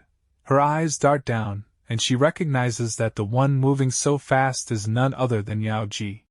Seeing this, Hong Yi immediately orders her snake monster. Catch her! As the snake monster lunges, the Yaoshan Sect's swords strike in its direction. Hong Yi deftly veers her snake aside to avoid the attack, then shouts to her comrade. Great Bear, hurry! Capture that man. I must have him at all costs. On the other side, the MC and Yao Ji were now running at full speed. Behind them, a gigantic snake monster flew through the sky while a great bear thundered after them on the ground, each of its steps echoing loudly. The great bear was chasing them relentlessly, while the air was still thick with the scent of battle. Meow was keeping constant watch on the big bear. Through his status window, the MC could see everything clearly, the bear's position, its movements, and what it was doing. As he watched all this, the MC was also guarding Yao Ji's body and making sure she was safe. However, Yao Ji was still unconscious. After a short while, the great bear swung its massive weapon and sliced through a huge tree with astonishing speed. Right behind that tree stood Yao Ji and the MC. The moment the tree fell, the great bear instantly locked on to their location. As it pushed the fallen tree aside, both Yao Ji and the MC suddenly fell down. But in reality, what had fallen was only their puzzled dummy illusion. The great bear roared furiously. From a distance, the MC looked at that dummy and smirked. Then, glancing at his status window, he saw that the black bear was still roaring loudly in anger. Looking at the weapon in the bear's hand, the MC thought to himself, "That weapon doesn't look very strong. I don't think it can harm me much." The MC gathered some leaves, performed a small magic ritual on them, then tied them into a small pouch and called for Meow. Meow immediately appeared before him, meowing loudly. The MC stood before Meow, preparing to plan his next move. He handed the small pouch to Meow and said, "Go. Drop this in Big Bear's path. Sprinkle the contents ahead of him so he gets confused and loses my trail." Meow instantly covered her mouth with her tiny paws, hesitating nervously. It was clear she wasn't ready at all. The MC spoke in a slightly stern tone. "If you don't listen to me, I'll never summon you again, and you'll never see Yao Ji either." Meow trembled for a few moments, then lowered her head. With her eyes closed, she said softly, "Fine, just stop talking. I'll go." Then Meow ran off, crying softly, carrying the pouch in her hands. The MC burst into laughter as he watched her go. A little later, the MC activated the map view in his status window. With Meow's help, he kept track of Big Bear's every movement and maintained a safe distance. He was feeling quite pleased with himself when suddenly a notification alert popped up on his screen. "Ghost Tiger has consumed 30 smart points. Do you wish to continue?" The MC froze in shock. He muttered to himself, "Using the Ghost Tiger really costs a lot. It's too expensive." He took a deep breath, calmed himself down, and began forming a new strategy. The MC said to himself, "Man, running like this isn't a solution. This is an emergency situation. I need to find a way out." With that thought, the MC summoned an emergency injection from his system. A kind of adrenaline-type syringe often used in games. He looked at it and wondered aloud. "Should I use this?" Holding the syringe in hand, the MC searched Yao Ji's body for a soft spot. The place where the injection would work most effectively. Once he found it, he quickly used the syringe like a knife and injected it in one sharp motion. The spot he hit was the delicate area between Yao Ji's two large mounds, and the injection went right there. The moment it entered, Yao Ji's eyes snapped open. She slowly regained consciousness. Startled and panicked, the MC threw the syringe away and raised his hands defensively. In a nervous tone he said, "Listen, darling! I was just treating you. I wasn't trying to hurt you. Please don't kill me." Yao Ji stared at him coldly, suppressing the emotions rising inside her. She thought to herself, "This boy still thinks this is a joke. Pretending to be scared, after daring to touch my most sensitive place." She sighed softly, brushing her hand against her hair, and asked, "MC, now tell me, what's the situation here?" The MC quickly pointed backward and replied, "There's a huge bear chasing us. I managed to trick it for now, but I don't know where it is anymore." Yao Ji thought for a moment, then said calmly, "All right, I understand. Follow me. I know a place where we can hide." After some time, they arrived near a massive waterfall, its cascading water glimmering like silver in the light. The MC looked at it, amazed, thinking, "Wow, this place looks like another world, so beautiful." Yaoji walked close to the rock wall near the falls. The MC asked curiously, "Darling, how did you even know about this place? And are you sure we'll be safe here?" Yaoji didn't answer. She simply placed her palm on the wall. The moment her hand touched it, the entire cliff shivered lightly, and some invisible energy activated from within. The MC watched in shock. Meanwhile, far away in the forest, the big bear lifted its nose and sniffed the air, then roared loudly. It had sensed Yaoji and the MC's location. It began thundering toward the waterfall. The roar of falling water echoed as the big bear appeared at the top of the cliff, its eyes locking directly onto them. It immediately swung its weapon and launched an attack. The MC panicked the moment he saw it. But Yaoji grabbed his hand and pulled him straight into the portal hidden behind the waterfall. Indeed, the waterfall itself was the entrance to a portal. The big bear's attack missed, and both of them safely passed through. Inside the watery portal, the MC gasped for breath and thought, "Man, this portal is really uncomfortable. It feels terrifying inside."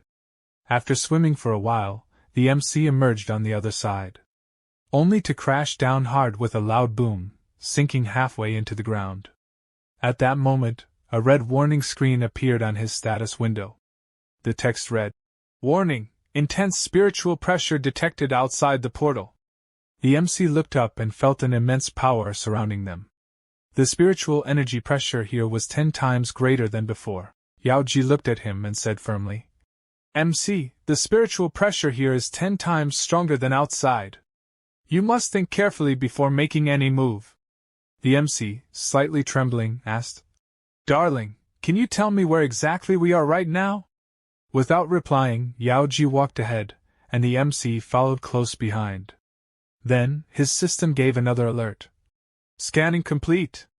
You are awarded 1 profit point for contribution." The MC blinked, confused. "Profit? For what?" Before he could think further, his body began to reincarnate, growing stronger and sturdier. He grinned with excitement. "Wow! Just teleporting here is so rewarding. This place is amazing. My body's becoming even more powerful." He shouted, "Please, darling, can you tell me where we are? I really like this place." Yaoji finally turned to him and said seriously, "This place is one of the royal fragments of the Yaoshan Sect. A hidden domain where the sect's weapons are stored." The MC thought to himself, "A high-secret fragment. This hidden realm must be one of the 3,000 minor worlds." He listened carefully as Yaoji continued, explaining that the main world was connected to the cultivation resource realms, and most of its landscapes were built using outputs from these secret areas. The MC concluded in his mind, "So every world has its opposite, its counterpart realm." Then he asked aloud, "Darling, can you tell me, this secret domain of our Yaoshan Sect, what exactly does it originate from?" Gripping her sword tightly, Yaoji answered in a solemn voice, "The heavenly star treasure," she explained further. "Every 100 years, a heavenly star treasure is born within this secret area.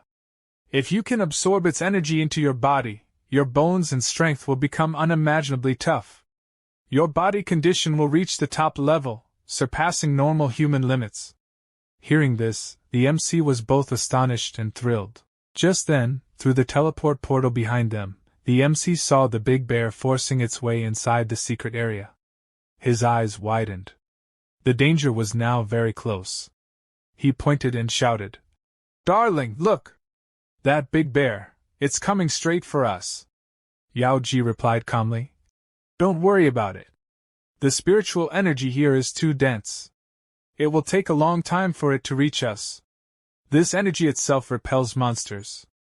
The MC nodded and followed her deeper inside.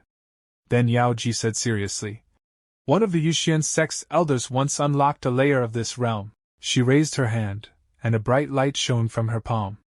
She looked at the MC and asked, "Do you want me to show you the true secret of this place? Are you ready to see it?" The MC quickly asked, "So you mean, beyond this, the spiritual energy pressure will be even greater?" As he turned around, he saw the big bear had already entered the portal. He panicked, but Yaoji didn't even glance at it. She grabbed his hand and pulled him into another massive portal. Inside that new realm, they found themselves standing in a magnificent, vast world, surrounded by towering mountains and shimmering light everywhere. The MC status window automatically opened, displaying multiple screens with data about this secret domain. He thought to himself, "The spiritual energy here is unbelievably strong, and the pressure is incredibly intense. If I stay too long, I might not be able to recover my smart points." As he pondered this, the big bear suddenly appeared again, charging toward them for an attack. But out of nowhere, something slammed into the bear's stomach, creating a massive hole in it. The MC trembled in fear, while Yaoji stayed completely calm. She said, "The spiritual pressure here is 1,000 times greater than the outside world. Anyone trying to fight using spiritual energy will instantly explode. Only I can use this power here." The MC was completely stunned. Just then, the big bear tried to attack again. But from between two giant trees, an arrow shot forth, striking directly into the bear's neck. The big bear staggered backward and collapsed. The MC gasped in shock. "What was that? Where did that arrow come from?" He turned toward the direction it had been fired, trying to grasp what was happening. Then his eyes widened. In front of him stood 3 or 4 strange creatures, all staring straight at him and Yaoji. One held a double-bladed sword, another carried a bundle of sharp arrows, and the third one's identity was unclear, hidden in shadow. Both the MC and Yaoji stood there, completely stunned by what they saw. MC asks nervously, "Darling, who is that?" Yaoji smiles faintly and says, "They are the natives of this secret area, beings born from dragon blood. You can call them living warriors." MC asks in surprise, "So, are they our friends or enemies?" But before Yaoji can even answer, a monster shoots 2 arrows at them. Yaoji sees the arrows coming and, with a swift movement of her sword, blocks both of them midair. Then she leaps down the cliff at lightning speed and lands straight in the middle of the monster group. Her sword flashes once, slicing their bodies cleanly in half, but suddenly, one monster jumps back and narrowly avoids her strike. Yaoji notices it immediately. That monster hurls its sword straight toward her. She spots the flying sword and counters it with her own. As their blades clash, the monster's sword rebounds back and pierces straight through its own neck. The monster falls dead. The battle has only just begun. The sword continues its flight and embeds itself deep into a tree behind. The monster drops lifelessly to the ground. Moments later, MC arrives and looks around in awe. He thinks to himself, "The system didn't react, probably because I didn't kill them myself. It'll only activate when I defeat a monster personally." Thinking that, he walks toward Yaoji and asks, "Is it true that we can't use internal energy here? Then how did you kill them?" Yaoji smiles faintly and answers, "I used martial arts techniques." Do you think becoming the leader of the Yaoshan Sect is that easy? To be a leader, one must not only master martial arts but also obtain the Heavenly Star technique, found only in the Sunim Forest. So tell me, are you truly qualified to be Yaoshan's leader? Hearing her words, MC thinks to himself, no wonder Yaoji holds such authority in the sect, though not everyone accepts her as the true leader. I remember from her memories that her parents were killed by monsters when she was a child. The Yaoshan leader saved her and took her in. That leader trained her, taught her techniques, and before dying, passed the position to her. But the sect still hasn't fully recognized her leadership. While MC is lost in thought, Yaoji suddenly grabs his hand and pulls him toward her. She yanks him behind a tree and covers his mouth with her hand. Then, with a gesture, she signals him to stay silent. MC, standing so close to her, blushes deep red like a tomato. Just then, a few monsters pass by. Fortunately, they don't notice them. Hiding behind the tree, MC and Yaoji hold their breath, completely silent. When the monsters finally leave, Yaoji removes her hand from his mouth. MC's face is flushed, a bit of blood trickling from his nose. Yaoji looks at him and says softly, "Boys will always be boys. Even at a time like this, you're thinking about romance." Idiot, this is a time of death. She sighs lightly and continues. If you still want to leave, the teleport station is right there. You can go anytime. MC smiles and replies. You underestimate me, darling. I also want to see. He pauses, then asks curiously. What exactly is the Heavenly Star treasure? Saying that, he calls out. Mayo! As soon as Mayo appears, it lets out a soft meow and jumps toward MC, then quickly spins around and starts hopping playfully around Yaoji. Yaoji smiles seeing it and says, Even in this secret area, filled with such dense spiritual power, you can still summon your creature?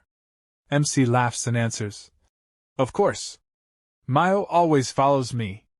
Spiritual energy doesn't affect it at all, it stays with me to guide the path. Just as he finishes speaking, something suddenly hits his head. MC yells in pain and turns around. What was that? Yaoji looks in the same direction with a faint smile. On a nearby cliff stands a mysterious girl staring directly at them. The next moment, Mayo is seen flying in the sky. Its eyes shine golden, and a glowing golden faith sphere floats before it. The scene shifts. MC and Yaoji are walking deeper into the forest.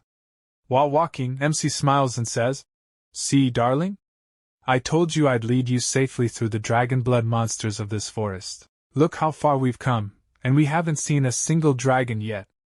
Yaoji replies calmly. That's only because we're walking the safest path in this area. That's why no danger has appeared. But just as she finishes speaking, a spear shoots up from the ground. Both their eyes widen. MC jumps back in shock, while Yaoji instantly draws her sword. The air falls silent. The spear whizzes past, heading straight toward Mayo. Moments later, it strikes Mayo from behind. The creature lets out a painful cry, tears welling in its eyes. MC immediately turns toward the source of the attack, and sees 3 giant birds flying, each carrying heavily armored warriors. One of them had thrown that massive spear. It was as large as a javelin. As the spear speeds toward MC and Yaoji, Yaoji rushes forward without hesitation and slashes her sword, releasing a powerful shockwave. The wave of energy collides with the spear. Boom! The weapon splits cleanly in two. But the shockwave doesn't stop. It shoots straight toward the flying warriors. At that moment, a girl standing atop one of the birds, Tuyen, sees the attack coming. She smiles slightly, leaps gracefully into the air, and blocks the shockwave midair. A massive explosion erupts in the sky. Energy bursts in all directions. As the smoke clears, Tuyen lands gracefully in front of MC and Yaoji. Behind her stand 2 elite warriors, their eyes locked onto the pair. Tuyen smiles faintly and says, You two move so slowly. I've been waiting for quite a while. MC and Yaoji freeze for a moment. MC thinks to himself, She's a dragon-blooded one, right? Then why does she look so small, like an innocent little girl? Meanwhile, Tuyen raises her sword with a playful smile. Listen, lady, she says. Your sword intent is strong, and the boy beside you isn't bad-looking either. But today's not your lucky day. You'll be fighting me, and when I defeat you, I'll take this boy with me. You'll just stand there and watch. MC's jaw drops. What the hell? Yaoji chuckles lightly and replies. Listen, little girl, you haven't even grown your lower hair properly yet, and you're already daydreaming about this boy? He's a handful, you wouldn't be able to handle him. Tuyen narrows her eyes and retorts. We young ones know very well what's good and bad for us. As for you, your charm has already faded. Maybe he doesn't find you interesting anymore. Yaoji's face turns pale. The air around her sword begins to swirl violently. In the next instant, she unleashes a light-speed strike straight at Tuyen. But Tuyen doesn't even flinch. The 2 elite warriors behind her move instantly, at lightning speed, crossing their swords and blocking the energy blast. The forest is engulfed in blinding light. Though they manage to stop Yaoji's powerful attack, the force cracks the very cliff they're standing on. Stones crumble, rumbling echoes through the air. Still, Tuyen doesn't show a trace of fear. Her gaze remains locked on Yaoji. With a faint, amused smile, she says, Interesting, you still have some fight left in you. The two elite warriors then thrust their swords into the ground, and their energy tears open a deep rift between MC and Yao Ji, as if splitting them into separate worlds. Yao Ji glares at Tuyen across the chasm, while Tuyen simply smiles, letting her hair flow freely in the wind. MC looks at the rift ahead and thinks to himself, this is insane, that girl's power is unbelievable. Yao Ji grips her sword tightly and charges toward Tuyen again. As her blade clashes against Tuyen's body, a sharp metal-on-metal sound echoes, startling Yao Ji. She thinks, am I not able to cut through her armor? Even though her sword clearly hit, there isn't a single scratch or wound on Tuyen's body. Tuyen swiftly spins her sword and counterattacks with immense force. Yao Ji gracefully leaps back to dodge and retreats a few steps. Looking at Tuyen, she asks, have you really mastered the Heavenly Star technique?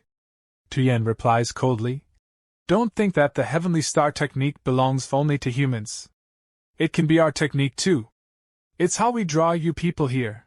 Generation after generation, we've used it to lure and fight your kind. Hearing that, MC grows even more anxious. Yao Ji glances at him and says, MC, leave this place right now. I'll finish this quickly and meet you later. But Tuyen glares angrily and shouts, if he wanted to run, he would have done it already. It's too late now. Saying that, she raises her sword and launches a violent strike at Yao Ji. Yao Ji blocks it with her sword, but Tuyen's strength is terrifying. The impact sends Yao Ji's body sliding across the ground until she crashes hard into a tree behind her. Dust fills the air as Yao Ji struggles to her feet, thinking, this girl is too powerful. I can't even use my spiritual energy here, and her Heavenly Star technique makes her body nearly indestructible. Just then, Yao Ji's eyes widen. MC is now standing in front of her, protecting her. Tuyen smirks and says, just because you look handsome doesn't mean you can protect her. MC replies calmly but firmly, do you really think I'm that weak, that I can't even protect her? Tuyen chuckles. You're cute, I'll give you that. But standing in front of me only means one thing, calling death upon yourself. The next instant, she rushes forward at lightning speed, aiming her fist directly at MC's face. But just before the strike lands, MC activates his system. A bright blue light flashes from his wrist, and in the blink of an eye, a futuristic rifle materializes in his hand. Tuyen's eyes widen in shock. She mutters, what is that thing? MC says nothing. With a cold, focused look, he aims directly at her and pulls the trigger. Boom! The rifle fires an energy-filled bullet at sonic speed. It pierces through the air and slams into Tuyen's arm. For a brief moment, the entire battlefield freezes. The impact is so strong that Tuyen is thrown backward. One of the warriors behind her screams, Lady Tuyen! Through the smoke and swirling energy, Yao Ji watches in shock, thinking, this place is filled with heavy spiritual energy. MC may have martial skill, but what he just used, it's something completely different. She narrows her eyes and whispers, if I remember correctly, that girl Tuyen is a practitioner of the Heavenly Star treasure body, but she hasn't yet developed her full cultivation power. Maybe that's why MC's attack destabilized her.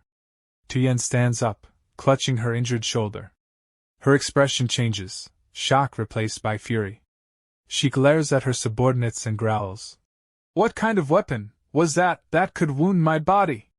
Then, burning with anger, she charges toward MC. MC reloads his sniper calmly, ready to fire again, but before he can pull the trigger, Tuyen appears in front of him and slices the rifle clean in half.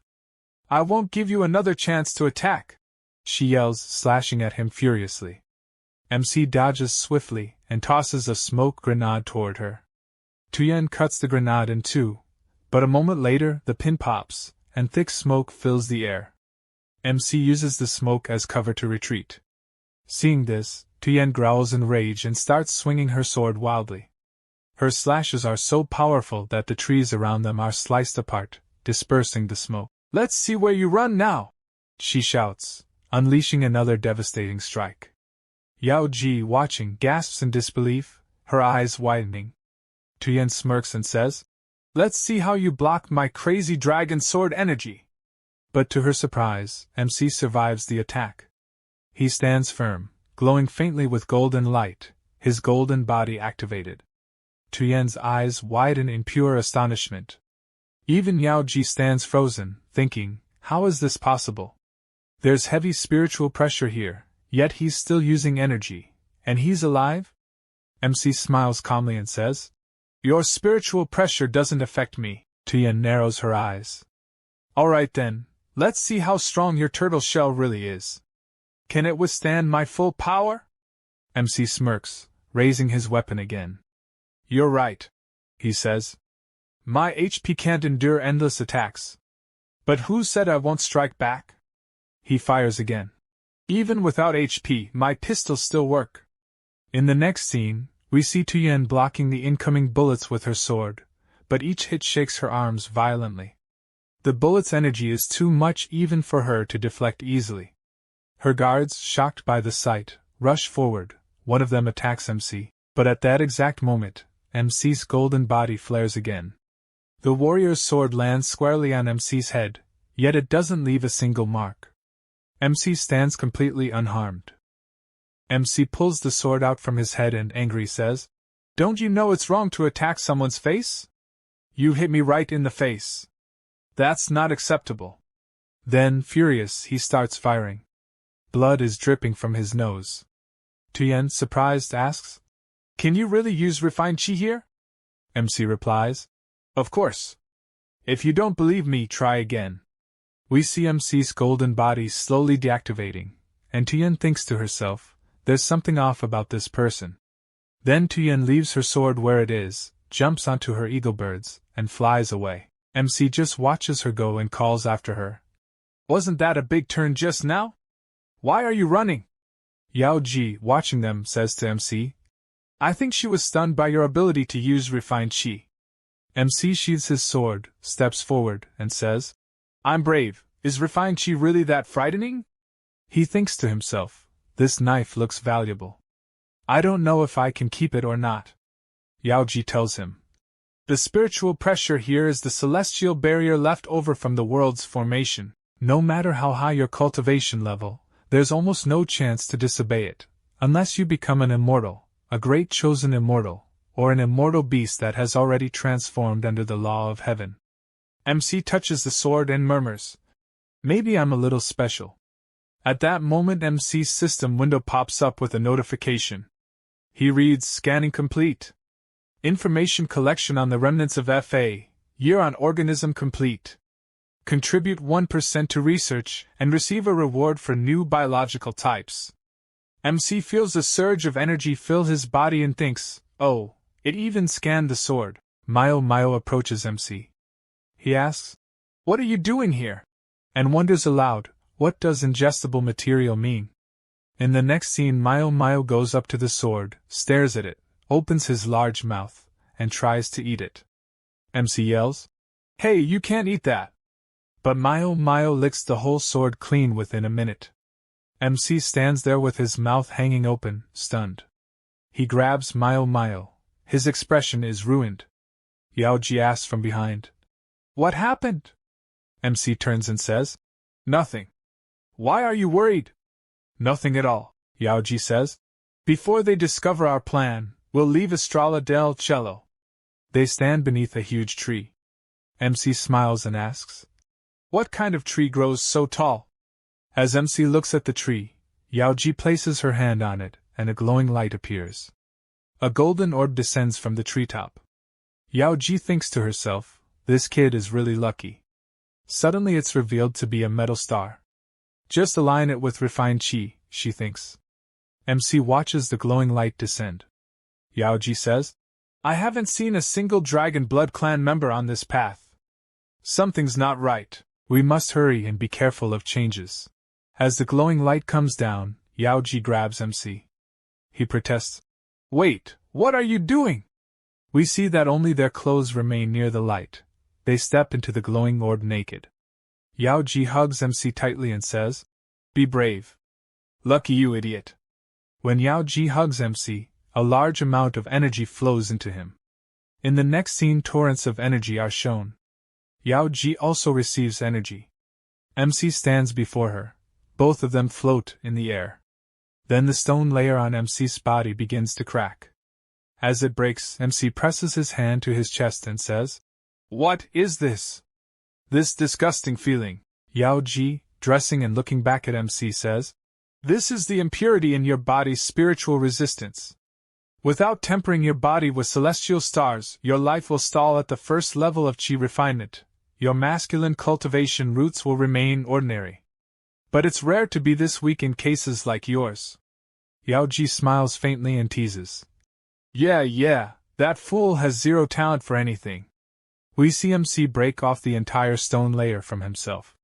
He focuses and says, "Development doesn't depend only on roots. No matter how good the roots, one moment can change everything." He looks at his status window and, surprised, thinks, after body tempering, some attributes nearly doubled. But why no increase in intelligence? Only discrimination, perception upgraded. I don't know what effect that will have. Yao Ji, looking at MC with mock seriousness, says, "For your future practice I'll have to make you a little less handsome." MC smiles. "Is it my fault I'm handsome?" Yao Ji teases.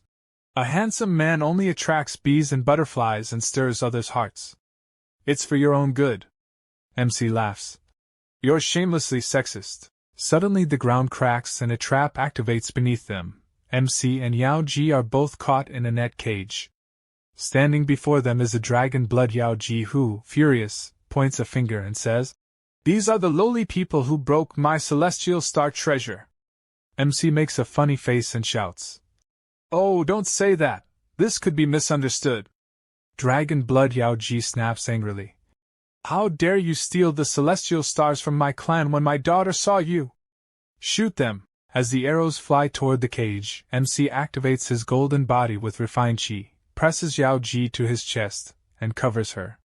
The arrows strike but reflect and bounce back. MC thinks, the arrows aren't even sticking. Is this an effect of the second chi realm? Yao Ji jumps and slashes at the cage with her sword, but not even a scratch appears. MC wonders aloud, is gas coming from the bones?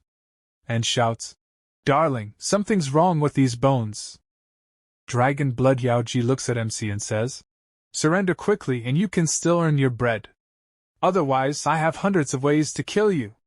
Tien, smiling, says, "I want that handsome man. I'll take him away like a large bird." MC laughs. "This girl never loses, no matter how hot she is." MC, angry, says, "Don't dream too far," and begins firing. Where bullets hit there are blasts and smoke everywhere. Tien, dragon blood Yao Ji, and their guards hide behind a large rock. A grenade comes their way, they panic and it explodes where they stand. Dragon blood Yao Ji screams in fury. "Ring the bell and summon the spirits of sacrifice. I want the spirits of sacrifice to devour their souls." The scene shifts, and we see the same giant tree under which the MC and Yao Ji are resting. Both of them look up in astonishment. Tuyen smiles and says, "Handsome man, surrender now. Then maybe I can help you beg for mercy. Otherwise, when the spirit of sacrifice of our clan arrives, you'll have only one path left. Your spiritual soul will be destroyed." Hearing this, Dragon Blood Queen looks toward her daughter and warns, "Don't be fooled. The sacrifice has already been placed upon the altar. The spiritual sacrifice won't let him go." We then see Yao Ji looking upward. The MC glances around and asks her, "Darling, what are you talking about, this spiritual sacrifice?" Yao Ji explains to him. "The sacrificial spirit is a power that protects our race. It manifests in the form of a powerful ancient beast." Just then, fierce winds begin to blow, and amidst them, a gigantic shadow appears, so enormous that everyone is left speechless. The MC stretches his hand forward and thinks to himself, what tremendous power. Then, just as suddenly, the wind stops, and everything turns calm again. They look up and see, on top of their cage, a small, cute bird sitting there. Yao Ji and the MC stare at it. The MC frowns and says irritably, "That big girl was incredible, and now she's a chicken?" We see him holding the bird jokingly in his hands. The bird shouts angrily, "Fool! How dare you call the mighty king a chicken? Kneel and confess your sins now." Behind him, Yao Ji stands completely blank, her wide eyes fixed only on the MC. The MC mimics the bird mockingly, saying, "You're so old, and still dare call yourself a great king? Want me to bow before you and call you fairy? Kneel before this immortal, now!" The bird screeches back. "Even immortals and saints are nothing before this mighty king. I've lost count of how many have perished before me in the past." The MC grins and says to Yao Ji, "Darling, this little chicken's not bad, let's keep it as a pet." Hearing that, the bird becomes furious. "Insolent fool! You think this king could ever become your pet? You're seeking death." It opens its beak and breathes purple flames at the MC. The MC immediately moves forward, shielding Yao Ji behind him. Right then, a notification pops up on his system window. "A true Chi attack detected. System recharges plus 0.02 points." The MC is startled by the message. Purple flames whirl around him, and he thinks, this chicken's got some power, but how is its fire so cold? Even colder than the fire phoenix's flame. The bird, too, looks shocked and yells, "Are you stupid? Don't you even know how to ignite your soul fire?" The MC, angered, shouts back, "Stinky chicken! You fool! Can't you see your fire has no effect on me?" Turning to Yao Ji, he asks, "Darling, is my soul burning right now?" Somewhere, a mysterious voice explains to him. "The fire of karma is the fire of hell, it burns by feeding on one's sins. Once it touches you, it's nearly impossible to escape." Yao Ji adds, "Bad karma isn't just from evil deeds, even evil thoughts can give birth to it." She continues gravely, "When one faces this poisonous flame, even immortal Buddhas must retreat." The MC asks, "But this fire doesn't look that terrible, right? I don't even feel much." The bird mocks him from above. "Your brain's as dull as your senses." The MC's temper explodes. He punches the bird hard and roars, "Stinky chicken! You idiot! Your whole family's a bunch of idiots! Want me to come up there and end you myself?" Suddenly, the purple fire starts burning Yao Ji's body. The MC rushes to her, grabs her hand, and shouts, "Darling! What's happening? How did the fire catch you?" But the flames grow even stronger. The MC lets go, stepping back as the bird sits smugly atop the cage, yawning.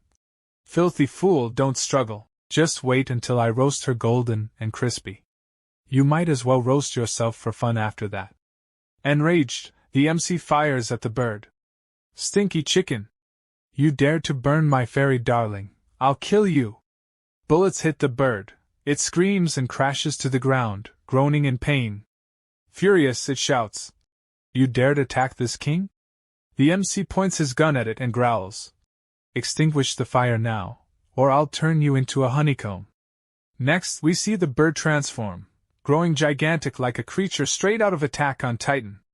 The MC now looks like an ant in front of it. The bird roars, "You dared threaten the king, you're asking for death!" It punches the MC's face, then kicks him hard, sending him flying straight into a stone wall. The MC crashes down and mutters angrily, "You disgusting, shameless chicken, don't even talk about martial ethics!" The bird flies forward again, kicking at him. "A fool like you dares talk of martial arts?" The MC activates his golden body, shouting, "Thousand Peaks Punch!" and smashes a heavy blow into the bird's chest, sending it soaring into the air. The bird shrieks, "How can you still use chi here?" The MC jumps up and lands another powerful punch. "I can use it." "So what?" The bird releases a violent aura, growling, "You dared wound the king, now this king is truly angry." It attacks with massive claws of energy, slashing toward him. The MC dodges and rushes forward, grabbing its throat. "Naughty chicken, extinguish my darling fairy's fire right now, or I'll shoot you dead." The bird growls, "I can only use karmic fire, it cannot be extinguished." The MC turns toward Yao Ji. "What? It can't be put out?" While he's distracted, the bird slips free and flies off, laughing. "You fool! This is the law of Karma Avenue. Even the great Lord of Heaven couldn't stop it." The MC glares and starts firing at the fleeing bird, but it dodges the bullets and mocks him. You can't kill me! I'm offended now! The MC clenches his gun and yells. Stinky chicken, get back here! Outside, the bird laughs hysterically. You idiot! You think you've got the skill to fight me out there? The MC prepares his punch and slams it against the cage. The bird scoffs. You stupid fool! That cage is made from sacred dragon bones! You can't even scratch it, and you dare fight the king? We then hear Yaoji calling. Chun! The MC turns toward her. Darling! We see that the purple fire has completely engulfed Yaoji. The MC rushes to her side, thinking, what should I do? The system only protects me, it doesn't extinguish others' flames. Meanwhile, the Chicken King smirks. Perfect timing. Soon this king shall dine. Suddenly, Meow Meow appears in front of the MC. The MC thinks, how did he show up? Did eating that sword make him stronger? Pointing to the cage, the MC shouts. Go, Meow Meow! Eat that cage completely! Meow Meow roars fiercely and charges toward it. In the next scene, we see Meow Meow gnawing on the cage. The Chicken King is horrified. Naughty beast! You dare eat the king's cage? Watch my claws! He lunges forward, slashing at Meow Meow, but the ghost tiger dodges easily and continues devouring the cage. The Chicken King attacks again with fire, but the tiger leaps over the flames and pounces directly at him. Behind the MC, the ghost tiger and the Chicken King clash violently. The MC rummages through his secret pocket and thinks, the power of Karma Avenue. This bandage restores blood. It's also a rule of strength. Let's see if it works. He wraps a bit of the bandage around Yaoji's hand and exclaims, Whoa, it's working! Quickly, he covers her entire body with it. Electric sparks begin to crackle from Yaoji's body. Both the ghost tiger and the Chicken King freeze in disbelief, their eyes wide. We see Yaoji fully wrapped in glowing bandages, floating into the air. The MC blushes bright red like a tomato, blood trickling from his nose, pervert mode activated. He stammers, Darling, how can you use Chi again? Yaoji looks at herself and says calmly, Seems the spiritual pressure here is protecting me. Sweat rolls down the Chicken King's face. Impossible! How can anyone use true essence here? This defies all science. Yaoji steps forward angrily, saying, So you wanted to eat me? Let's see who devours whom now. She charges at him. The Chicken King panics and tries to flee, but Yaoji's lightning strike shoots past the ghost tiger and hits the chicken's backside directly. Its tail bursts into flames as it screams. You dared burn the king's noble feathers! The king will never forgive this!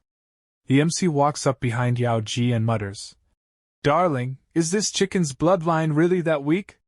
Yaoji mounts her flying sword and replies, That red bird is actually an ancient relic. Though its strength has degraded to the foundation building stage, if we use our true essence cultivation wisely, we can subdue this king. The beast's blood value is immeasurable. This time, we must capture it. The scene shifts. We see MC and Yaoji flying on their sword, while below them the Chicken King soars upward toward them. Then Yaoji raises her hand and attacks the Chicken King with her thunderstrike palm, and the bird crashes straight into the ground with a loud explosion. Smoke fills the entire area. Yaoji and MC descend, landing where the Chicken King had fallen. Yaoji looks around and says, So, he already escaped from here. We then see the ghost tiger, drooling hungrily. MC looks at it and says, If you can find him, I'll give you a good reward. The ghost tiger begins tracking the Chicken King's location. We see the Chicken King appear near a waterfall, and after reaching the pool below, he dives straight into the water and disappears. MC watches all this and thinks to himself, that little dragon-blooded chicken must be relying on this spiritual spring for self-healing. There's something special about that bird. Soon after, Yaoji and MC arrive at the same place. MC steps forward and says, Darling, that chicken is hiding here. Yaoji nods and replies, All right. At that moment, a notification pops up on MC's system window, and he thinks, Is this new pressure in the area normal? Meanwhile, Yaoji walks towards some stone minerals, examining them carefully. MC asks from behind, "What exactly is that?" Yaoji picks up one mineral stone and says, "This is the raw ore of Taijingjing. Across the Great Mountains there hasn't been a new mineral deposit discovered in nearly 1,000 years. MC smiles, claps his hands, and looks excitedly at the stone. Besides this, there's also Taishu Profound Stone and Tai Bai Ling Jin veins. So many mines, darling. Are we about to become rich? Just then, a loud voice booms from above, the Chicken King. Both of them look up as he shouts, "You two little thieves! How dare you chase me into my own cave? The Reiki pressure here is normal. Let's see how you fight me now." The Chicken King swoops down and attacks them with his claws. Yao Ji immediately draws her thunder sword and counterattacks with a strike of lightning. Smoke fills the air again, and through it we glimpse the Chicken King. At the same time, we see Yao Ji standing behind MC. MC activates his golden body and says coldly, "Dirty chicken, I finally found you." The Chicken King, furious, charges forward and roars, "How dare you insult this king, you filthy brat!" But before he can reach MC, the ghost tiger suddenly leaps from behind and grabs the Chicken King tightly. The Chicken King yells, "Who dares?" But before he can finish, we see a grenade in the ghost tiger's mouth, and it explodes. Both the Chicken King and the ghost tiger are caught in the blast. The Chicken King tumbles out of the explosion, covered in soot and fury, shouting, "You lowly, shameless little thief! You've truly humiliated me! Die!" Just then, MC pulls a frying pan out of his cigarette pocket and slams it right onto the Chicken King's face. The Chicken King crashes straight to the ground, lying there battered and broken. He looks up weakly and groans, "What kind of magical weapon is that?" MC rests the frying pan on his shoulder, grinning, and says, "A magical weapon forged by the rules of the road, indestructible and unbreakable. Dirty chicken, allow me to test it again." In the next scene, the battle between MC and the Chicken King begins in full swing. MC laughs and says, "Good luck, tonight's menu is roast chicken." He grabs the Chicken King, smiling wickedly, and says, "Darling, this little chicken's already injured. Why don't we roast it and eat it?" The Chicken King, trembling and pitiful, bursts into tears and cries, "Please! Please don't cook me!" If you want to see the next part quickly, then go ahead and hype up this video as much as you want. The more you hype it up, the faster I'll upload the next part.